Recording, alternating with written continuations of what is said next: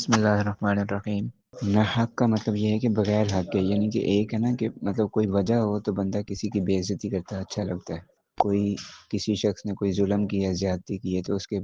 بدلے میں، اس کے مقابلے میں اس کو برا بھلا کہا جائے،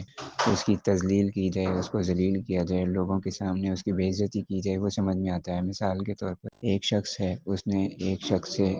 دوسرے شخص سے قرض لیا، ٹھیک ہے، اور اسے کہا کہ میں کل تمہیں واپس کر دوں گا، اور وہ اگلے دن واپس نہیں کر رہا۔ ایک دن گزر گیا، 2 دن گزر گیا، ہفتہ، 10 دن گزر گئے، روز کہتا ہے میں کل دے دوں گا، صبح دے دوں گا، شام کو دے دوں گا۔ اب یہ ظاہر ہے کہ جس شخص نے پیسے دیے تھے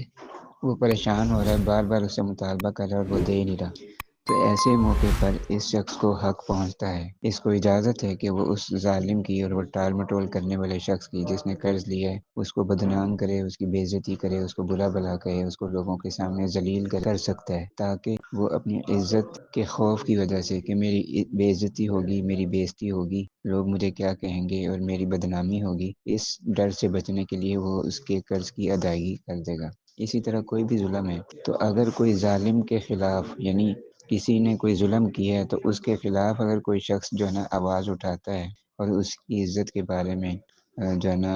سخت اور نازیبا قسم کے الفاظ کہتا ہے، تو اس کو اجازت ہے، اس کو حق حاصل ہے۔ یہ مطلب ہے بغیر حق کا، یعنی بغیر حق کے آپ کسی مسلمان کی بے عزتی نہیں کر سکتے۔ اگر آپ کو حق پہنچتا ہے تو آپ کے لیے کسی کی بے عزتی کرنا، کسی کو برا بھلا کہنا جائز ہے۔